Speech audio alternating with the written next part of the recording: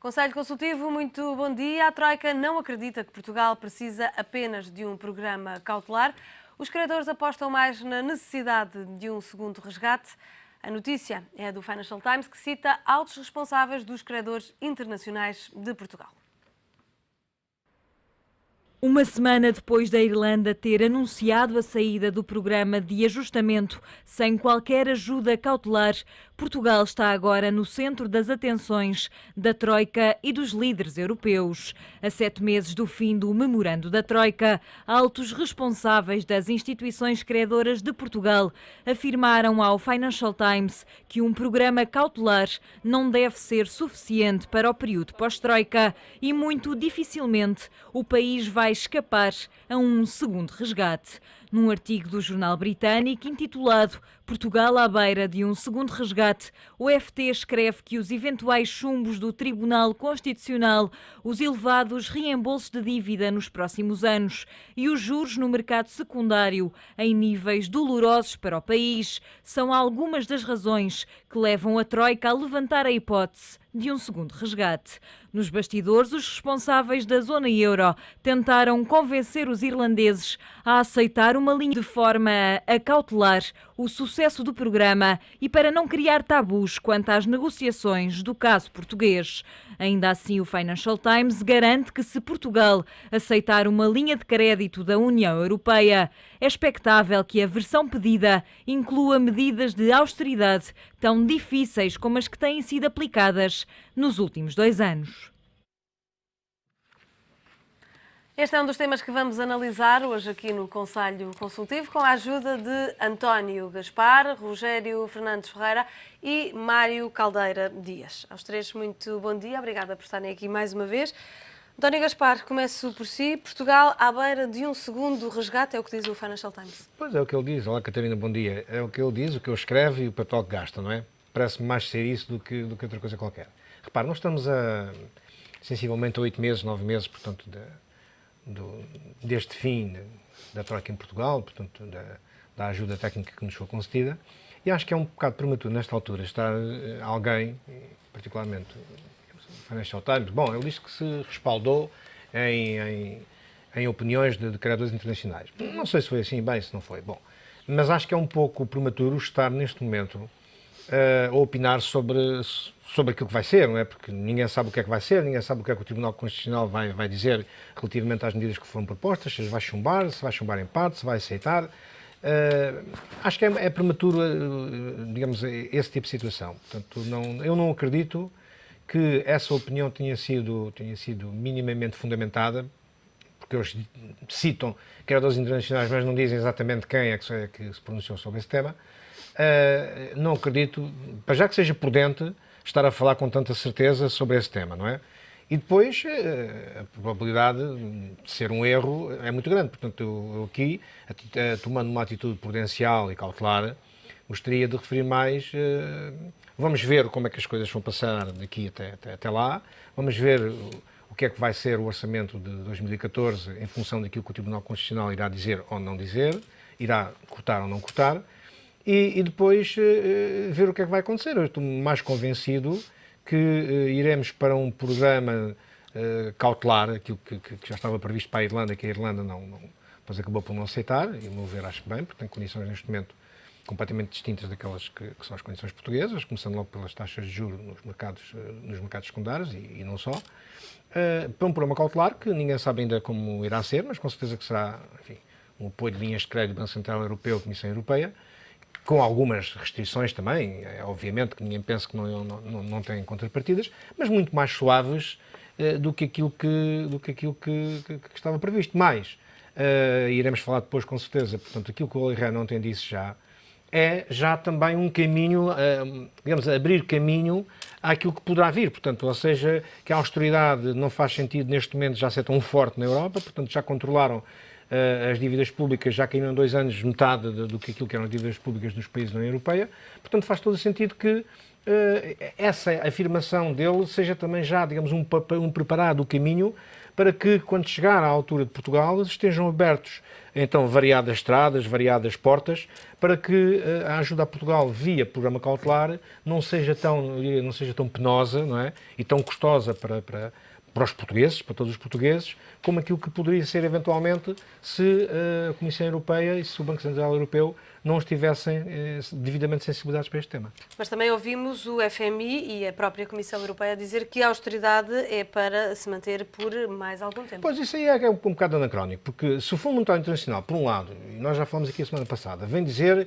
pela sua diretora-geral, a Sra. Lagarde, e o economista-chefe, de que as políticas do Fundo Monetário Internacional contracionistas, da austeridade, têm dado exatamente os objetivos contrários àquilo que se tem proposto o Fundo Monetário Internacional. Não se percebe como é que se diz isso e depois, na prática, faz uma coisa completamente diferente. Portanto, há aí um anacronismo entre aquilo que diz o Fundo Monetário Internacional e aquilo que aplica depois na prática. Portanto, eu como é que é dizer, naturalmente temos que valorizar essas afirmações, porque vem de quem venha. Agora, quer dizer, parece mais aqui que há uma ambiguidade muito grande, sobretudo por parte do Fundo Monetário Internacional e da parte da Comissão Europeia.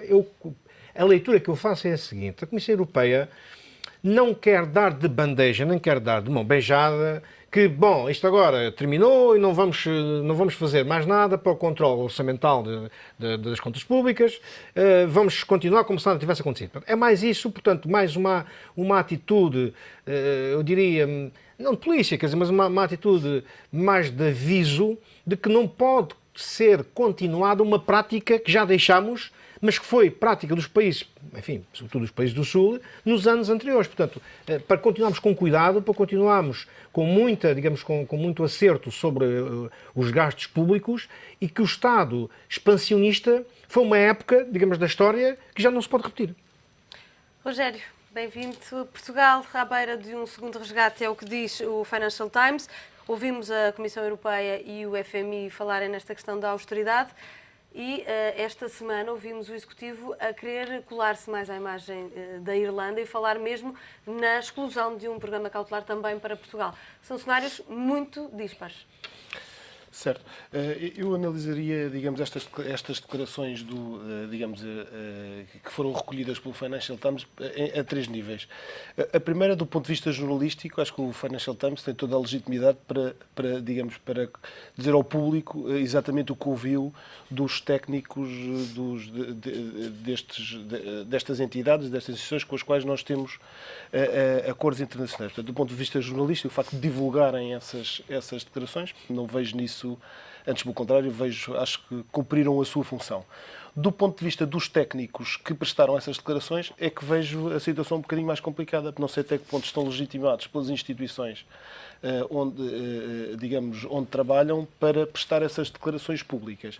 Do ponto de vista das próprias instituições, acho que devia-se tentar perceber se esses técnicos estão, digamos, a agir em nome e por conta dessas instituições ou estão a agir em nome e por conta própria. Tanto quanto eu me percebi, não é o FMI nem é a Comissão Europeia que faz essas declarações, são técnicos dessas instituições. Isto é que me parece, aqui à falta de palavra... E há aqui a dúvida de saber se esta é ou não a visão oficial. Com certeza, e que julgo que não é, tanto não é que não foram corroboradas estas posições. Do ponto de vista do governo português e da posição de Portugal, acho que deve, quanto muito, nos bastidores que seja, mas explicar a estas instituições que estas atitudes isoladas e individuais de alguns dos seus técnicos podem, de facto, prejudicar as relações e o próprio acordo internacional que está pré-estabelecido, que, obviamente, que há deveres de ambas as partes, incluindo este dever de algum recato e de algum sigilo quanto a coisas, como o António aqui disse, que não se sabe exatamente como é que evoluirão nos próximos meses. Mas, portanto, nesse sentido também já tivemos o Executivo português a fazer exatamente as mesmas declarações. O Executivo português e a oposição portuguesa. Portanto, eu acho que é de facto prematura essa expressão para se adivinhar o que é que vai acontecer daqui a alguns meses e acho que nós, portugueses, na situação em que estamos, devemos inclusivamente manter este recato e tudo fazer para que de facto não haja um segundo resgate e portanto, que se mantenha, digamos, esta ideia de um mero programa cautelar. Portanto, julgo que isto devia ser analisado um pouco nestas três perspectivas. Mário Caldeira Dias, como é que podemos, que opinião é que devemos seguir? Porque temos opiniões tão diferentes relativamente ao pós-Troika, já ouvimos falar em segundo resgate, em programa cautelar e na própria hipótese de excluirmos um programa cautelar. Os portugueses ficam um pouco confusos com tantos cenários. São capazes de ficar até porque estas coisas podem ter... Eu não sou adepto das teorias conspirativas, mas naturalmente que estas coisas podem ter ligações e as notícias podem não ser tão inocentes como isso. Quando se fala nos credores, podem ser representantes da Troika, mas também podem ser, de facto, pessoas relacionadas com o credor. E o interesse de um credor, neste caso, na medida em que a dívida soberana, apesar de tudo, tem um grau de segurança maior, na medida em que haja um aumento do risco mesmo artificial, significa um aumento das taxas de juros e da rentabilidade dos fundos que estão aplicados na dívida portuguesa. Portanto, há interesses objetivos em que a situação pareça pior do que aquilo que realmente é, não é? Portanto, isso não me espantaria. Aliás, as próprias agências de rating são proprietárias de fundos e fazem parte da propriedade de certos fundos e, normalmente, estes investidores movem-se com interesses específicos e servem-se deste tipo de mecanismos e mesmo os próprios jornais, muitas vezes, não estão imunes a este tipo de relações e isto tudo, não é? Relativamente à questão mesmo em si, naturalmente que as coisas podem mudar um bocadinho, embora Portugal, em geral, vai estar sujeito durante muitos anos àquilo que na economia chama uma restrição orçamental intertemporal, quer do ponto de vista externo, quer do ponto de vista do orçamento do Estado. Nós só podemos pagar as dívidas acumuladas com uma acumulação de superávites. Portanto, não se põe nem sequer esta história do déficit a 4, nem a 4,5, nem a 2, não. No saldo primário tem que haver superávites durante dezenas de anos, não haja dúvidas, só assim conseguimos pagar a dívida. Mas também não devemos esquecer que o serviço da dívida representa, o saldo primário já é positivo, no caso só do Estado, não é? Já é positivo em 2,4%, 4 mil milhões de euros, e que o dinheiro dedicado ao serviço da dívida são 6,4% do PIB, mais 10,5 mil milhões de euros. Se houver algum alargamento das maturidades, pode acontecer. Se houver uma sustentação das taxas de juros, pode ser feita através de um dinheiro de reserva, que é o tal programa cautelar, a que só iremos se for preciso, ou pode haver, por exemplo, na medida em que o país já saiu da intervenção da Troika, pode haver uma intervenção do Banco Central Europeu, e a dívida portuguesa em termos europeus é relativamente pequena, e se essa intervenção vier, às vezes nem é preciso a intervenção, basta a declaração que se está disponível para o fazer, não é? Se o Mário Draghi disser compra no mercado secundário, ou até neste momento se põe hipóteses de eventualmente vir a ser considerada a hipótese de ser no mercado, ser logo comprar dívida do Estado direta. Não está ainda absolutamente excluída a possibilidade da União Europeia suportar também essas dívidas. Mas estou convencido, para o caso português, basta que o Mário Draghi que diga que está disponível para comprar de forma substancial dívida portuguesa no mercado secundário para as taxas de juros baixarem. E se as taxas de juros baixarem de forma significativa, eventualmente com o tipo de ajudas complementares, se houver também, por sua vez, uma baixa significativa do serviço da dívida, e isso é possível, julgo que estaremos num caminho que, à medida que a própria Europa vier a crescer economicamente e os nossos clientes também começarem a ter um poder de compra maior, embora seja o melhor dos cenários possível, mas há algumas condições ou algumas possibilidades para que, de facto, Portugal possa enverdar para o esquema do programa cautelar, e era o melhor para todos nós, porque, a não ser assim, aqui iríamos em novas austeridades, e o problema não é só a austeridade, é o problema do efeito das austeridades nos problemas sociais e económicos, e depois estes esquemas socioeconómicos, porque a vida não é só a economia, têm tendências a criar fatores de entropia entre si que nos podem gerar, de facto, um caminhar para situações muito mais graves do que aquelas que, apesar de tudo, conhecemos agora. Portanto, nós temos que apostar tudo no programa cautelar e temos que acreditar que a Europa vai mudar um bocadinho e, sobretudo, que as taxas de juros podem vir a descer substancialmente na medida em que nos possa aliviar dessa carga. Se não fosse a dívida, nós tínhamos neste momento um superávit primário de 4 mil milhões de euros, o que não é nada mau nessa perspectiva. E em relação à austeridade, acredita que, tal como o Olli Rehn diz, já se pode abrandar aqui o ritmo, ou a austeridade, como diz o FMI e a Comissão Europeia, está para ficar em Portugal durante mais tempo? Pode abrandar, não é? Mas nós vamos ter que ter as contas não só equilibradas, agora descontando a parte da dívida, não é? Mas essa vai estar presente e até vai aumentar se não for essas coisas que eu estava a dizer há pouco, não é? Mas nós vamos ter que ter déficits do Estado primários superavitários. Portanto, nem se põe a questão do déficit zero, não é? E as pessoas percebem isso também em casa, não é? Eu só consigo pagar todos os meses ao banco se ganhar mais do que gasto, não é? E a diferença tem que ser o pagamento dessa dívida. Portanto, nós só conseguimos pagar estas dívidas se nos próximos dezenas de anos tiver contas não só equilibradas, como superavitárias. Quer dizer, não temos outra hipótese. Agora, isso pode, apesar de tudo, em certas condições, representar moderação da austeridade em relação àquilo que temos agora. Pode. Mas ainda é preciso não esquecer outra perspectiva. Uma vez as contas equilibradas, o nosso nível de vida só vai melhorar se nós formos mais competitivos na exportação de bens transacionáveis. Não é? Isso aí também não há saída, porque as desvalorizações técnicas são muito difíceis socialmente, não podemos pôr cotas às importações, o euro não desvaloriza, apesar de, ao contrário do que muita gente diz, 3/4 das nossas exportações são para países da zona de euro, portanto o problema da competitividade é muito mais complexo que a força do euro, mas se isso acontecer, portanto, nós, em termos do saldo externo, e o nosso nível de vida só pode melhorar como um binómio, não é com a procura, é com um binómio investimento e exportações de bens transacionáveis. É a única maneira. António Gaspar, há pouco já introduziu o tema e as declarações de Olli Rehn, mas o que é preciso em Portugal para que esta austeridade realmente, se é que é possível, abrande? Bom, o que é preciso em Portugal, nós temos um governo diferente daquele que temos. Portanto, um governo que seja mais interventivo, junto, digamos, da missão de ajuda técnica e que bata o pé à missão de ajuda técnica. Já tenho dito várias vezes que a solução, neste momento, não passa por uma solução à grega, ou seja, fazer um haircut sobre a dívida pública portuguesa. Não. Nós queremos pagar, só queremos pagar com uma calendarização diferente. Ou seja, se é para pagar a 15 anos ou 20 anos, não, que seja para pagar a 25, a 30, ou 40 ou 50 anos. E aí sim, aí poderá haver um alívio, enfim, porque a calendarização vai se estender para o dobro do prazo ou para o triplo do prazo a que estava previsto inicialmente, e isso implica naturalmente que os sacrifícios que os portugueses terão que fazer para responder a esse pagamento dessa dívida vão ser desfasados no tempo. Ou ser desfasados no tempo quer dizer o quê? Quer dizer que não são, não são amontoados todos no mesmo tempo, enfim, em que seria se isso não acontecesse. Portanto, o que vejo aqui, para que isso possa acontecer de facto, é, por um lado, a vontade da União Europeia, e aqui acho que eu gostava de aqui introduzir o Tribunal Constitucional para explicar uma coisa. Quer dizer, eu já tenho dito aqui várias vezes que o Tribunal Constitucional português tem que olhar para aquilo que é proposto à luz, digamos, do estado crítico, do estado de emergência nacional em que estamos. É verdade. Mas também vejo que há atores externos permanentemente a fazer pressão, a Comissão Europeia, o Presidente da Comissão Europeia, o Parlamento Europeu, o Fundo Monetário Internacional, a fazerem, digamos, pressões sobre o Tribunal Constitucional português. Repare, o Tribunal Constitucional alemão, que é preciso ele pronunciar-se para que o Banco Central Europeu possa comprar dívida no mercado direto, no mercado primário ou no mercado secundário, ninguém entre outras coisas, não é?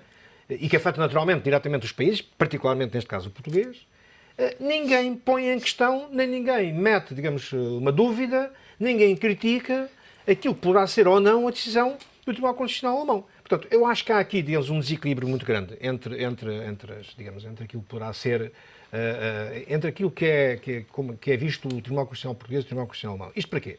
Para dizer que, de facto, se o Tribunal Constitucional alemão der luz verde para que o Banco Central Europeu possa comprar dívida dos países no mercado primário, logo na sua emissão, naturalmente que essa questão da austeridade acaba por sofrer, digamos, um benefício para aqueles, neste caso para os portugueses, de uma forma logo muito direta. Porque nós sabemos que as taxas a que nos estamos a financiar são muitíssimo elevadas. Eventualmente, depois, no programa cautelar, se nós tivéssemos essa mão e essa ajuda grande do Banco Central Europeu, portanto, poderia ser para nós uma ajuda muito grande e poderia ir em linha com aquilo que o Olli Rehn diz, a diminuição da austeridade. E mais, eu penso que a Comissão Europeia já chegou à conclusão de que a austeridade, sob a austeridade, implica menos crescimento, mais desemprego. E neste momento, o foco principal da Comissão Europeia está em desenvolver políticas de desenvolvimento, crescimento e emprego. É esse, digamos, o grande plano da Comissão Europeia, portanto, agora nos próximos anos, é o crescimento e o emprego. E já chegaram à conclusão que, para que isso aconteça, para que haja sucesso no crescimento das economias, no crescimento, digamos, das produções nacionais, no crescimento do produto da União,